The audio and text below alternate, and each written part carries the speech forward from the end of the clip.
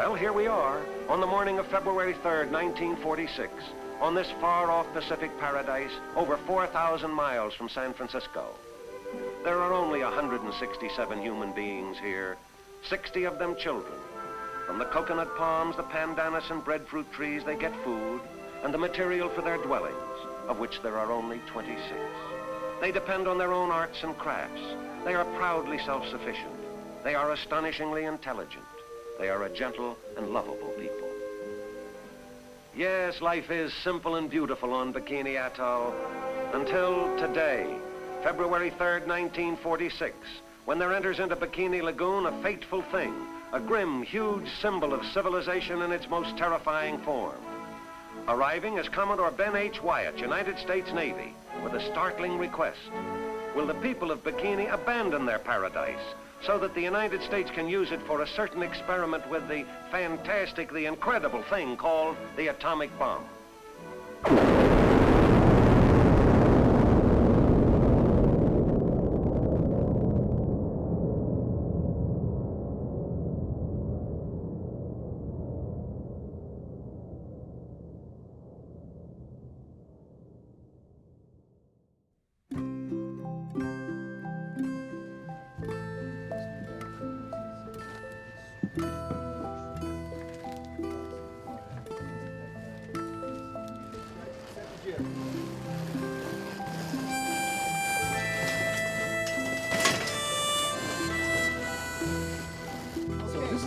Position. This is where we start the engine. We need to stay all unessential crew away from this. We also I'm grateful to be here. I've been the skipper of this vessel for a couple of months now.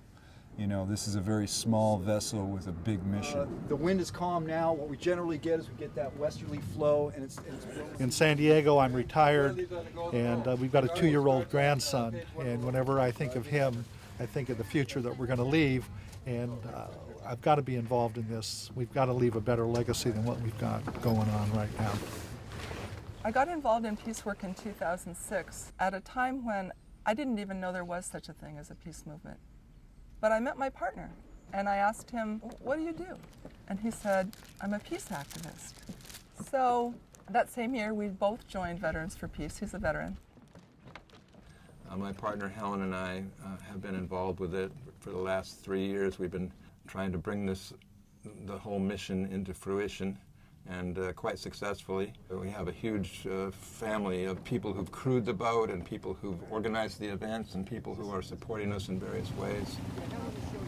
One of the 5 principles, founding principles of Veterans for Peace, is to end the arms race and ultimately seek the elimination of nuclear weapons. This boat is an icon for that because it represents a different way of thinking about how to do protests. You know, the original folks who did the protests were not making any traction. So they came up with the idea of how can we grab public attention, and that is, let's get a sailboat, sail it from Los Angeles to Hawaii and then to the Marshall Islands. And let's cause a disruption of the nuclear testing that's going on in the Marshall Islands. August 6th, 1945, the first atomic bomb ever to be used against people was dropped on Hiroshima. And August 9th, again on Nagasaki, a different kind of bomb was dropped. At the time, Albert Bigelow was in the Navy. He was a 30-year Navy captain. He was in Pearl Harbor at the time that these bombs were dropped. And it was so horrific to him that he quit his Navy commission a month before he could have retired with full pay out of protest of the dropping of the bombs. His family, a Quaker family, later hosted the Hiroshima Maidens, who came over to New York for plastic surgery, reconstructive surgery, so that they would be in less pain and could lead a more normal life. The United States continued to develop newer, bigger, better bombs, and there were a whole series of atomic bomb tests in the Marshall Islands. They were producing elements that don't exist in nature. One of those elements is strontium-90. It acts very much like calcium, and it was blowing all over the planet. And because it acts like calcium, it was getting into our babies' teeth and bones as they were growing. They were getting into mother's milk and cow's milk. and women were testing their milk for radiation before they would feed it to their children. So because of all of this and the major concern about radiation poisoning in our atmosphere, a group of Quakers decided that they wanted to do something about it. And they started the way you would normally start to try to change something. They wrote letters to the editor, they wrote op-ed pieces, they demonstrated in the streets, they wrote to the president, they tried to call their members of Congress. They did everything feasible to try to stop the nuclear bomb testing. Ultimately, they weren't successful then, and they decided they needed to escalate in their tactics. So they decided to get a boat and sail it into the testing zone and just put their lives in the way of the nuclear bomb tests. So Albert Bigelow bought the Golden Rule and sailed it out of San Pedro near Los Angeles.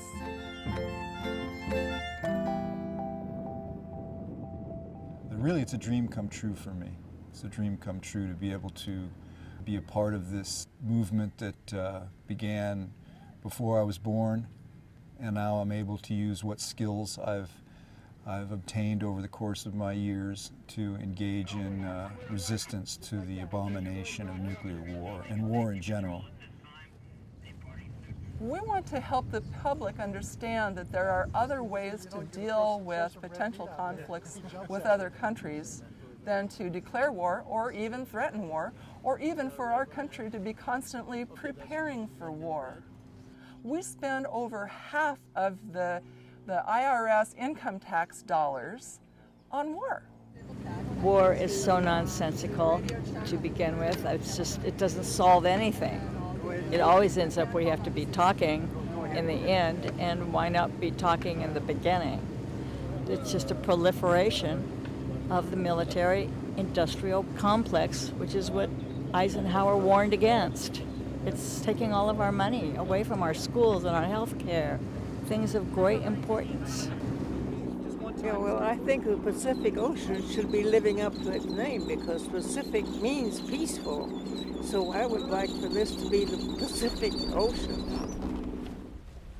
What's happening is that all the nuclear powers are developing their nuclear weapons, and the U.S. has recently committed itself to $1 trillion over the next 30 years to modernize and actually create some new nuclear weapons that are smaller, more tactical, more usable, to make the possibility of a nuclear war even more thinkable is what's happening right now. They maintain that they need nuclear weapons for their whole security strategy, but you know, what kind of strategy is that? Mutually assured destruction. And the very real threat of a nuclear war between North Korea and the U.S., with our President Donald Trump threatening to totally destroy North Korea. Of course, North Korea promising to respond in kind. So it's a very, very dangerous situation right now. Affirm. Baker. This is semaphore.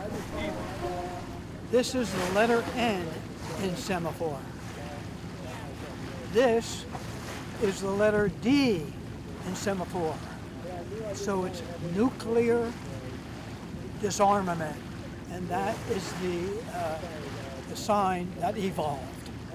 The peace sign. As we sail on our voyages, we've had 3 years now, mostly on the West Coast, and we're always running into people who are either new people on the crew of the Golden Rule or on the sister ship, Phoenix of Hiroshima. So there's a lot of history there. We run into like Quaker activists who say they went to their first demonstration when they were 7 years old, when their parents took them to a demonstration to free the crew of the Golden Rule. So they got to Honolulu, they resupplied, and they were headed to the Marshall Islands. Well, the Coast Guard cutter brought them back. And they ended up putting the members on trial and convicting them of a number of violations that were ultimately thrown out. So that attracted nationwide attention and worldwide attention ultimately. During their trial in Honolulu, another boat appeared at the same dock, 2 slips down, the Phoenix of Hiroshima, captained by Dr. Earl Reynolds, who had just spent 3 years studying the effects of radiation on children in Hiroshima. And they heard the story, and they attended the trial. And they were so moved by the bravery of these men that were going to put their lives in danger to stop this terrible arms race, they decided that they would take the baton and they would go to the Marshall Islands and put their own lives in the way. And when they got into the atomic testing zone, the Coast Guard caught up with them and arrested them and sent them back to Honolulu for trial. What that protest started was a worldwide protest against nuclear atmospheric testing and resulted ultimately in the signing of the Partial Test Ban Treaty of 1963. It also spawned the founding of Greenpeace and other activist organizations. Bigelow sold the boat, the Golden Rule. After the Golden Rule was sold in Honolulu, nobody heard from it for decades. And then in 2010, she was a derelict boat floating around in Humboldt Bay, and she sank in a gale.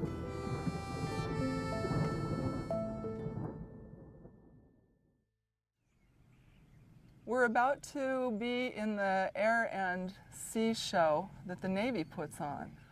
When you bring the Navy warships and the warplanes into a city, what you're doing is normalizing war. It's a way to desensitize, especially our young people, but also the voters, to think that militarization of our country is a normal and okay and good and maybe even glorious thing. It blows my mind. I mean, that people aren't thinking about what this is doing to their kids. We're surrounded by machines of death and destruction. And everybody's running around like this is so cool and amazing. The government of my country is the greatest perpetrator of violence on the globe, to quote Martin Luther King.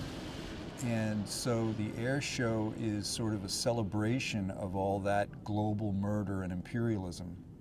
We have to use the Golden Rule while we're here to show our resistance to that militarism. You know, I only wish I could do more.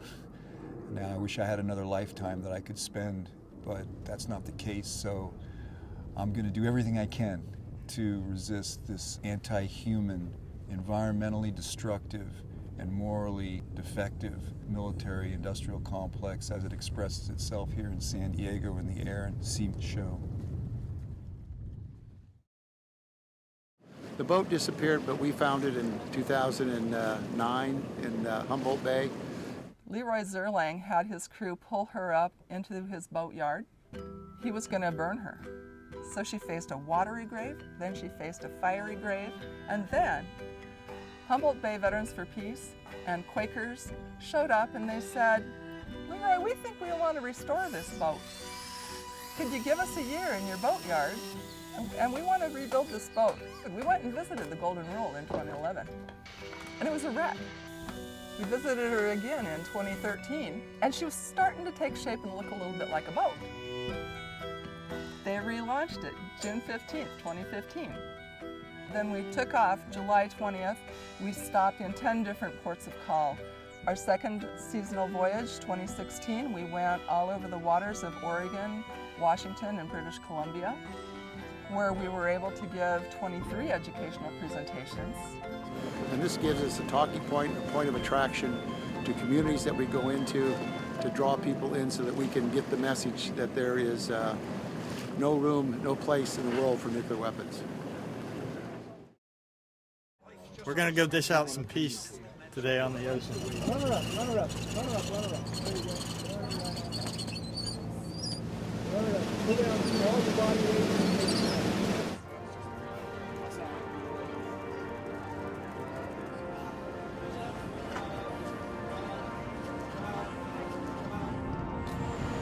Are you interested in reading about the Golden Rule?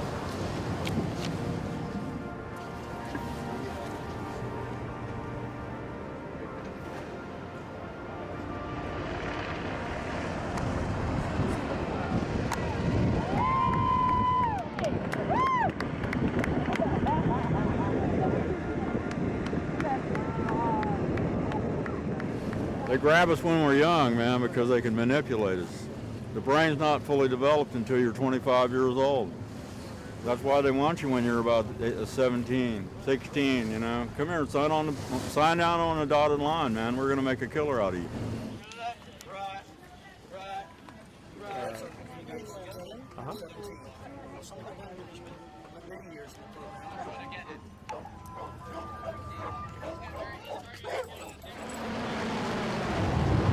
I joined the U.S. Marines at a high school. I served about 8 years. I served in Iraq for 7 months as well, and that was eye-opening. Overall, like, there are good experiences. I met a lot of good people and a lot of good friends that I still have. Yeah. But then there's other experiences, and after a while, I just decided to get out and end my tour in the military.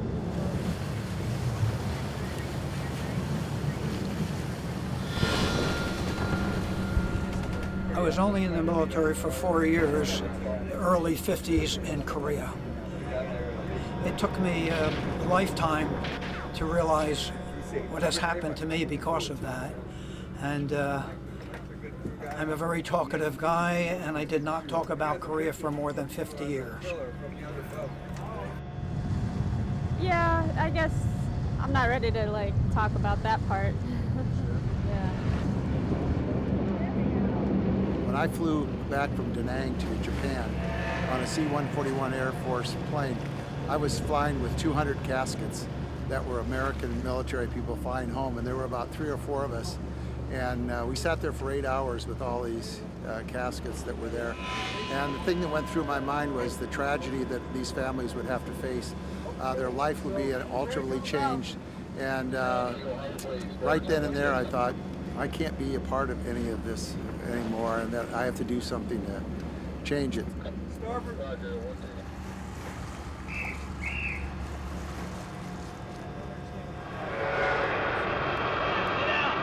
Trained as a Special Forces or Green Beret medic, and kept me in the States long enough to have the opportunity to talk to a lot of veterans who were returning from Vietnam. These veterans told me stories about atrocities that U.S. troops were committing against Vietnamese civilians in Vietnam. So that kind of sealed the deal for me. I said, there's no way I can be part of that war.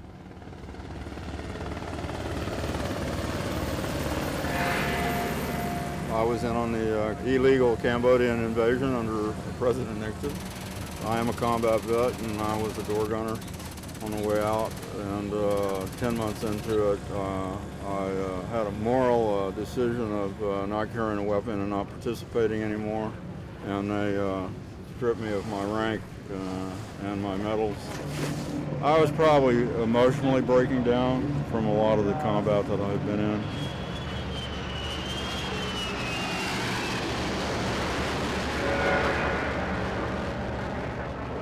Two air crews came in. They always fly together.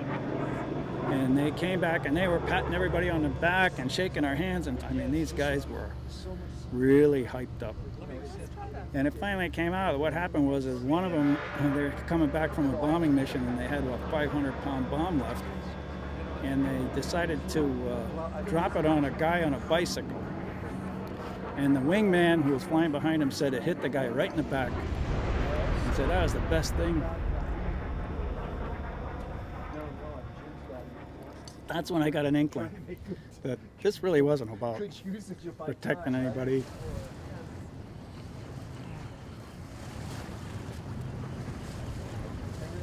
It's a shame.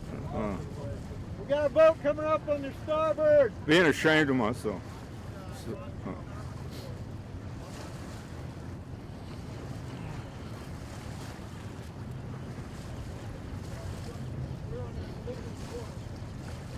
And being ashamed of my country, because we're not supposed to be like this, taking each other's lives over resources and objects. I think we bring a unique perspective, and look at the American people usually honor the military. Whereas other people, they may say, that's just some sort of peacenik, I don't need to listen. But when veterans who have, that are members from World War II to Korea to Vietnam to the current conflicts in Iraq and Afghanistan, people will at least listen to you. They may not end up agreeing with you, but they'll at least give you the opportunity to express their view. And I think that's what makes the position unique. I'll see you there. hope you will. Come into the meeting. We'll all be happy to see you. Okay. It feels nice to be on here. It just feels more in line with, you know, me and my spirit. He's 41, I'm 70. And here we are, a generation of veterans out here on the water, floating for sanity in an insane world. We've been specifically sailing in support of the United Nations Treaty on the Prohibition of Nuclear Weapons, which just passed last month or so, 122 to 1 in the United Nations General Assembly. So it's a very exciting development. If you love this planet, you will sign this treaty. Nuclear weapon has always been immoral. Now they are also illegal.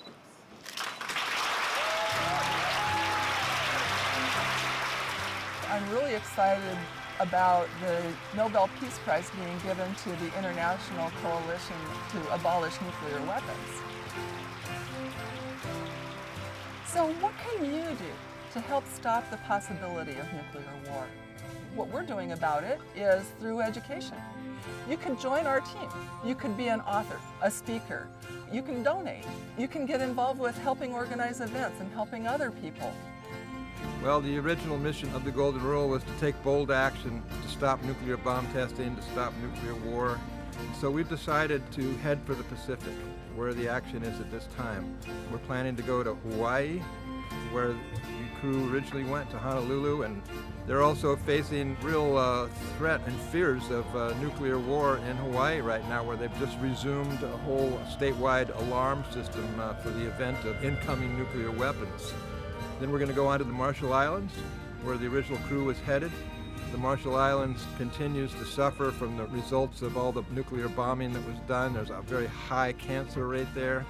From there, we would head to Guam, to Okinawa, and it's from there that bombers are flying over the Korean Peninsula. Then we want to go to Japan no later than 2020, when they're going to be commemorating the 75th anniversary of the horrific U.S. nuclear bombings of the civilian populations in Hiroshima and Nagasaki. If possible, we may even sail the Golden Rule right to the Korean Peninsula with our message of peace.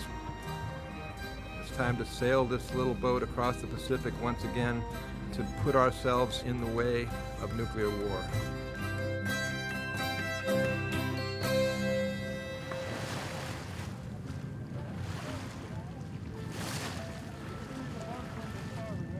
The question becomes, who is going to lead the effort to eliminate nuclear weapons? Who's going to step up? Who's going to speak out?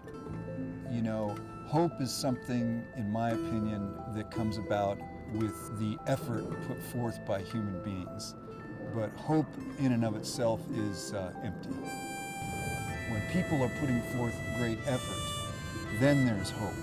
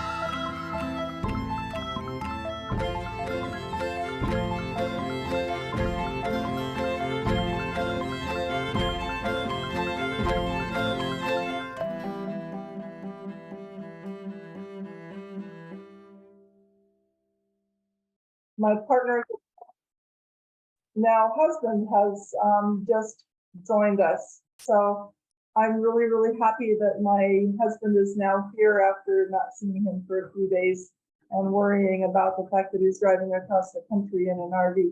Say hi, Jerry. Hi, everybody. All you whammers out there, good to see you. Okay, so as I said, we were not able to continue to Japan because of COVID. All the countries were closed down, so we decided to bring the Golden Rule back to the United States. And Captain Kiko Johnston Kitazawa is the sailor who brought us from Hawaii back to California. And he's, I was just on the phone with him. He's made it to Minneapolis himself, and we're working on getting Golden Rule ready to sail around the Great Loop. So I think I would like to share my screen with you. I have a little PowerPoint presentation I've been working on. So as I said, we're in Hudson, Wisconsin. They're both in Hudson, Wisconsin, and at the St. Clair Marina, and getting ready to. We're probably going to launch on Wednesday, September 14th. We're going to put her down close to ground level and put the masts on and sail just a little ways away to where we can put the masts actually into their steps, is what they're called, where they are held down onto the deck and to the keel. Jerry and I and Captain Kiko are headed up to Duluth to give some presentations on September 8th through the 11th. And then we'll be in Hudson at the Phipps Arts Center on the 15th. On the 17th and 18th, we have events in Stillwater. And then on the 21st, we've got a whole afternoon and evening of International Day of Peace activities. And then on the 23rd, we're saying goodbye to this Minneapolis area. And we're having a Peace in the Park event with boat tours. We'll be at Crosby Farm Park, and 5 minutes of walk away from there is where the boat will be at Watergate Marina. And so everybody will be able to take a tour of the boat as well as enjoy an afternoon in the park.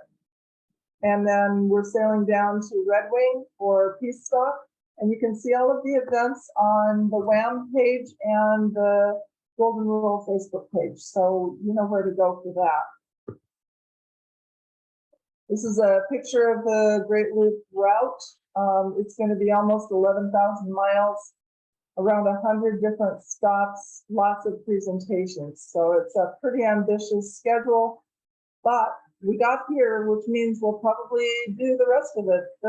The rest of it is things, everything from here on out are things we've done before. The only thing we haven't done before is take Golden Rule somewhere on a truck, and that part's over with. It was successful, so I'm really happy about that. I don't know if you know about the Veterans for Peace No Nukes Working Group, but we work closely with them, and a lot of their policies are the same as ours. And we both are under the Veterans for Peace umbrella to end the arms race and to reduce and eventually eliminate nuclear weapons. So this is part of the Veterans for Peace statement of purpose.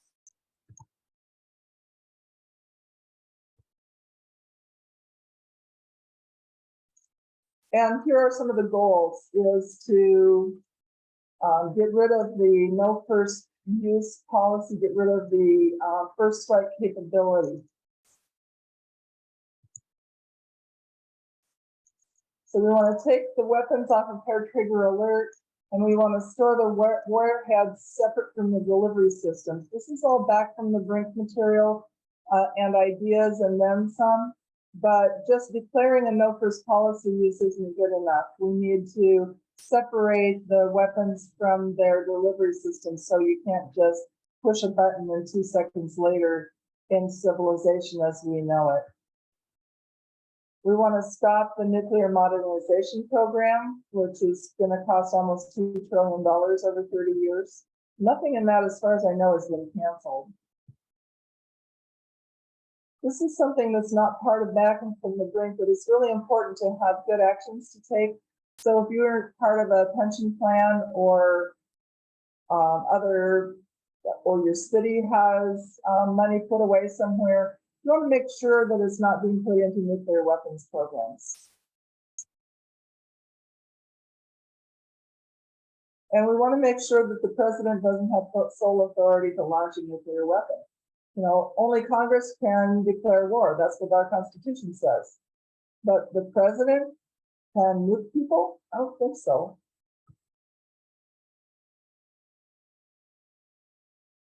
We want to assure that the Treaty on the Prohibition of, or the Non-Proliferation Treaty is actually followed. And, you know, it's a very popular treaty, but, you know, the big thing is that we're supposed to negotiate to end nuclear weapons at an earlier date, and that hasn't happened yet. So we want to see that that gets enforced. And then we've got the United Nations Treaty on the Prohibition of Nuclear Weapons, which makes virtually everything to do with nuclear weapons illegal. Also should set aside money for cleanup and help the people that have been victims of nuclear weapons. We want people to understand that this is not just about nuclear weapons and it's not just about nuclear energy, but it's also the combination, the whole process from mining and milling to enrichment to there's no place to store whatever is left over. We have a lot of radioactive waste cleanup sites that people are trying to deal with in the EPA and in the Department of Energy. And it's going to take a long time to clean those up. I was born near Hanford up in Washington State and may have been exposed as a baby, not sure, but I'm glad I don't have any cancer or other health effects from that as far as I know. So we want to fund health care and compensation for victims of radiation. I can't interact with you, like have you raise your hands at this point yet, but Veterans for Peace put out their own nuclear posture review. The nuclear posture of the United States is very aggressive and very bullying, and they use their nuclear weapons as a way to bully other countries into doing whatever they want them to do. And so we think we should have a nuclear posture that's based on universal cooperation rather than, you know, full spectrum dominance is what they call it in the military, I believe. So a lot of these same things are part of the Veterans for Peace No Nukes Working Group.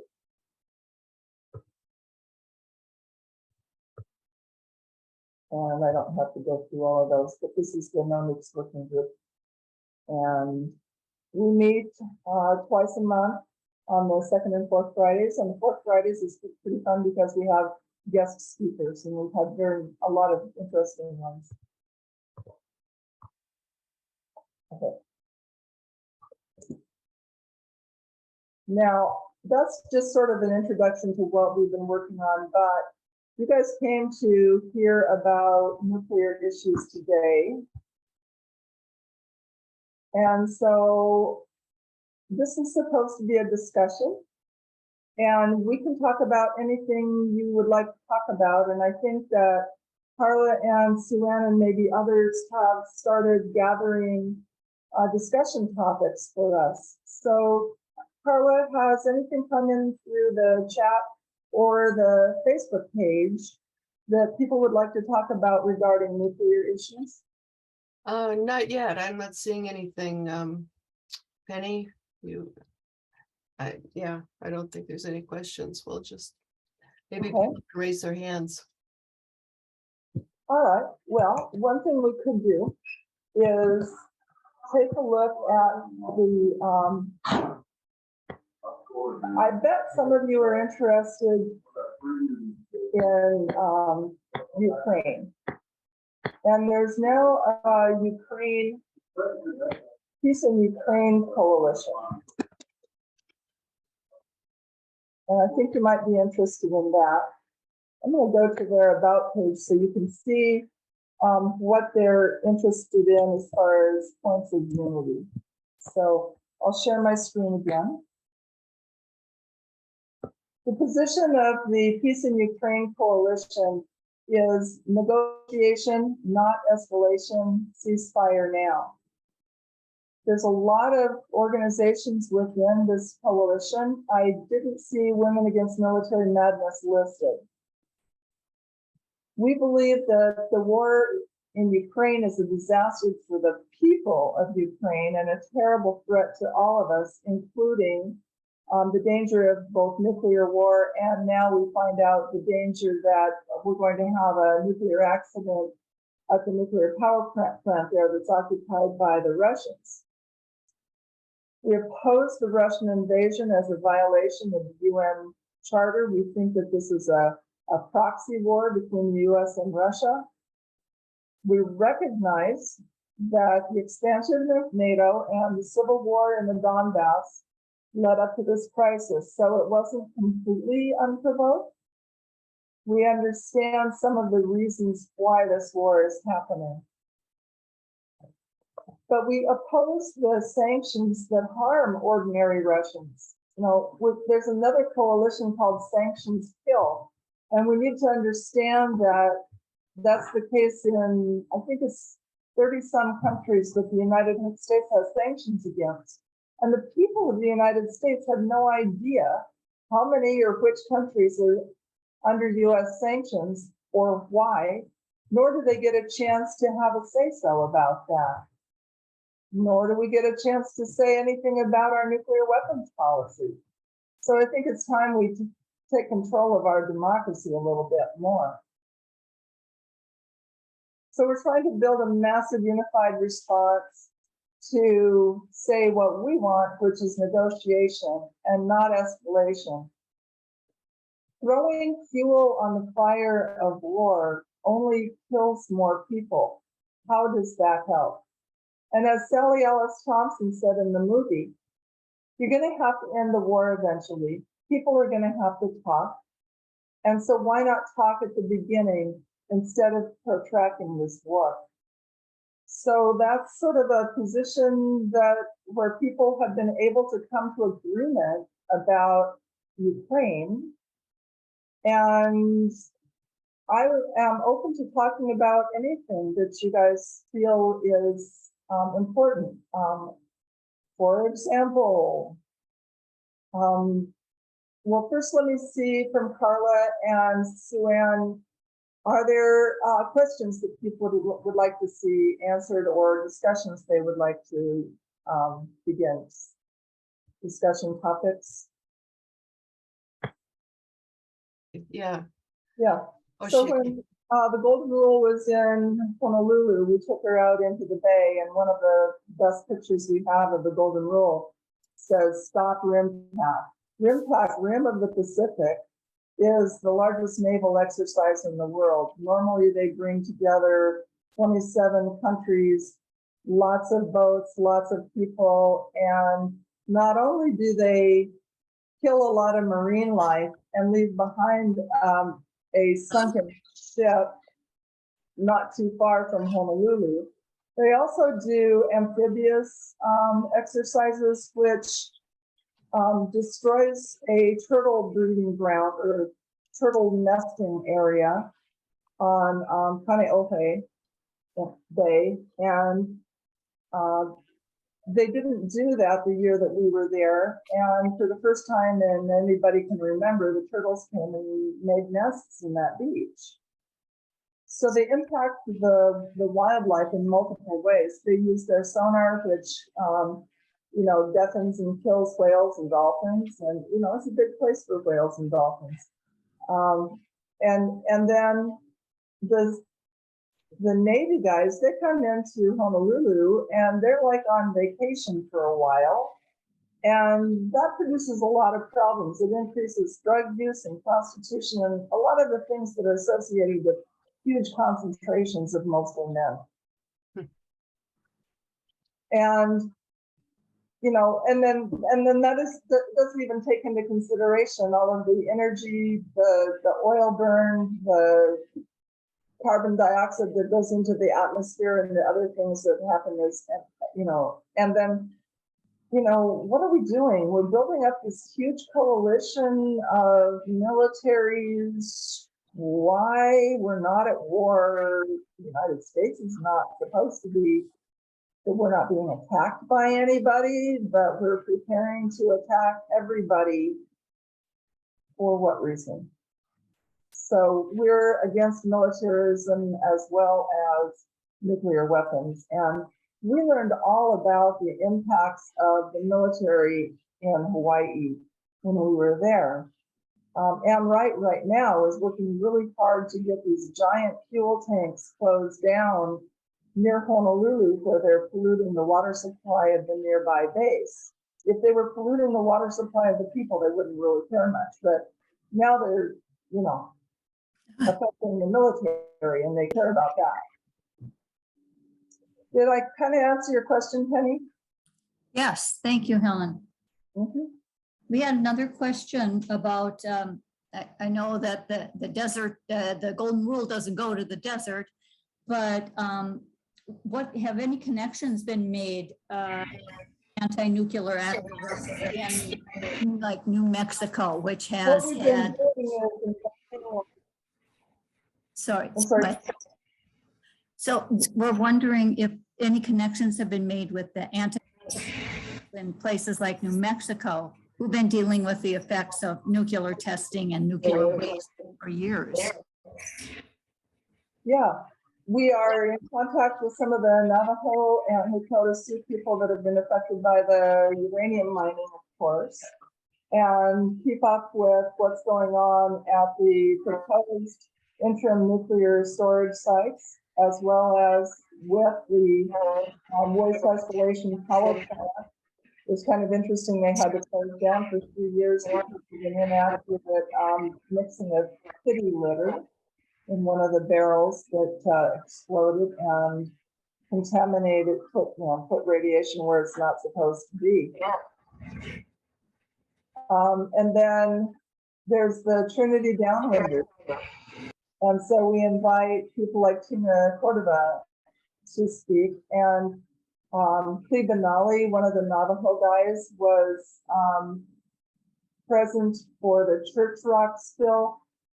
The Church Rock spill is the biggest radioactive disaster the United States ever had. And what happened was there was a uranium tailings pond whose dam broke and spilled radioactive material into the Rio Puerto River.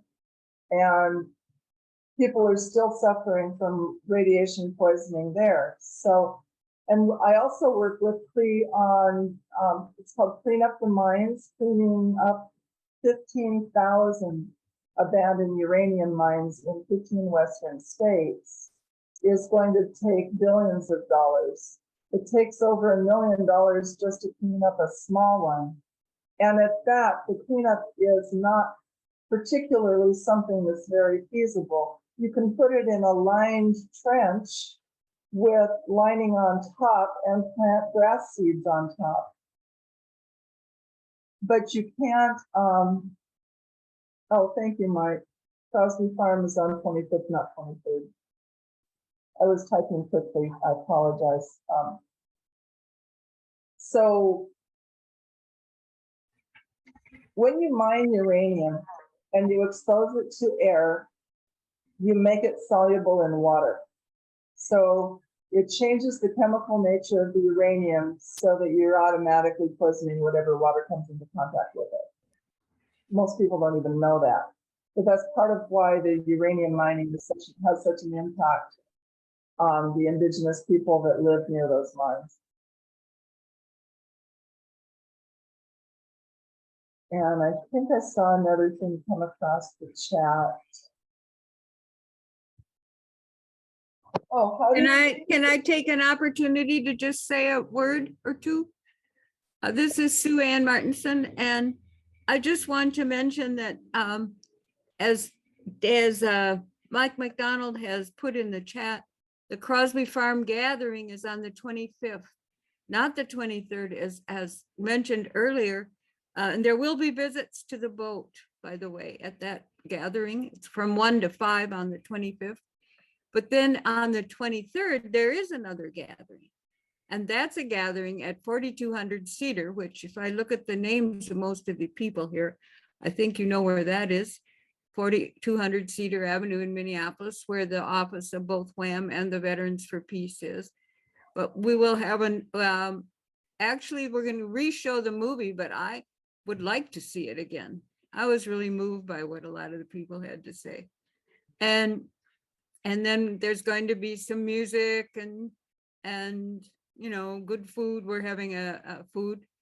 And I don't know if this is the point to remind you that you can look everything up on the Facebook page, on the web page, and we should probably put those in the chat again. And also the VFP chapter 27 page has all the events listed that are coming up, starting with, it doesn't include Duluth, but it starts with Stillwater and Hudson, and then goes through to the 25th when we have the event at Crosby Park. And then also there is an event there in Red Wing too, down the river. So that's right. On September 30th, we're part of Peace Stock this year, which had to be canceled for a couple of years because of COVID. So we're really happy that we can have an in-person outdoor event right there at Central Park in Red Wing on the 30th of September. I'm also really excited. You guys won't be knowing probably, but down in Dubuque, Iowa, we have a community of 800 Marshallese people, and they are really looking forward to seeing Golden Rule, given that we were headed there in 1958. And so we're going to go there. I think that they're building a Marshallese sailing canoe, just like you saw in the movie. And I'm hoping that it'll be right there. And after we do, you know, quite a great afternoon event, I think it runs from 5 till 7 or 4 till 7 p.m. in Dubuque. Then Captain Kiko Johnston Kitazawa, who is a Hawaiian boat builder, is going to give a presentation at the museum that's right there where we're going to be. So I'm really excited about that event. Somebody asked a question about militarism, and so I just wanted to say that, you know, is anyone threatening the United States with any kind of weapon whatsoever? Could anybody succeed in invading the United States? Could anyone hurt the United States at all with anything other than a nuclear weapon? I don't think so. So what are these interests that we're protecting? It's our financial interests, it's our corporation. And, you know, yes, they're providing us with jobs, but we could have jobs where, you know, we don't have to take advantage of the labor and the environment of other countries in order to do our work. So I think that we don't have a need for a huge military. But, you know, many people don't want to have an anti-militarism or anti-military group invited to speak with them.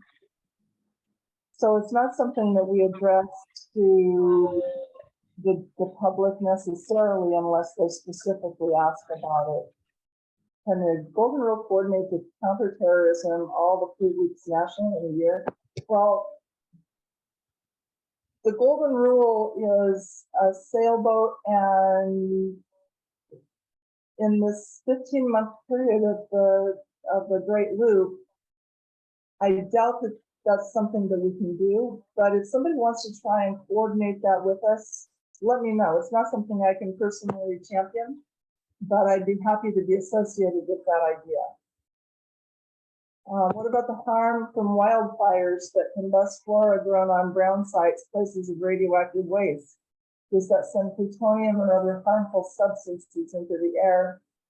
There's one place in particular I've been kind of concerned about, and that's the Santa Susana Field Lab, where there was a meltdown of an experimental reactor in 1959 in the hills east of Los Angeles.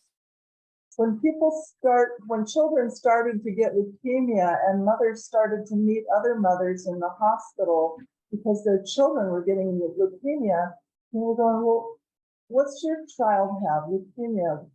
Where do you live? Simi Valley or other places near there. And it turns out there's a cluster of over 50 children with leukemia there right now. And nobody was told about the nuclear meltdown. And they built, homes near there. So I am concerned about the wildfires that do come through there. Also concerned about wildfires in all the nuclear areas, whether it's for, decommissioned power plants or weapons production facilities. I think that, but even more concerning as far as climate change is the fact that nuclear energy production relies on water to keep the core cool. And we're evaporating the water out of our rivers. And in Diablo Canyon, between Los Angeles and San Diego, they're building the place to store the fuel rods right on the beach. That's pretty dangerous.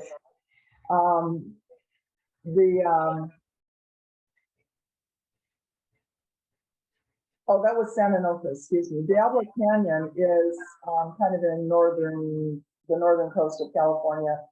And there's a huge dead zone there because they heat up the water and then dump it right into the ocean.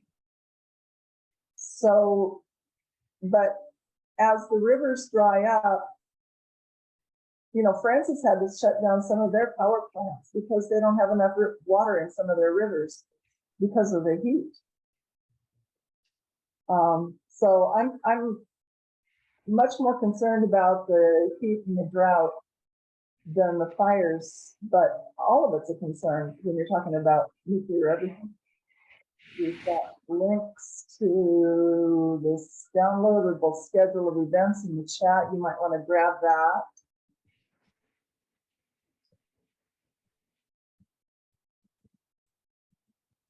I don't see anything left in the chat that's been unaddressed. How about on Facebook? Are there questions coming across here?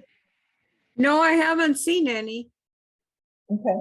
Well, I'm not opposed to ending the session early. If you guys want to chat and have a discussion, though, I'm certainly open to simply facilitating for a while. And if you want to talk about actions you all want to take, you guys have all been really awesome between you guys and Veterans for Peace.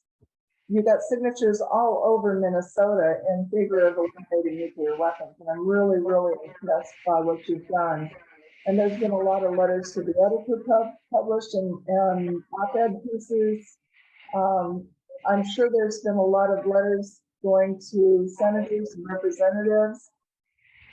You're the model of how a community can come together to educate people and take other actions to try to get rid of nuclear weapons. And I really do believe that we can succeed.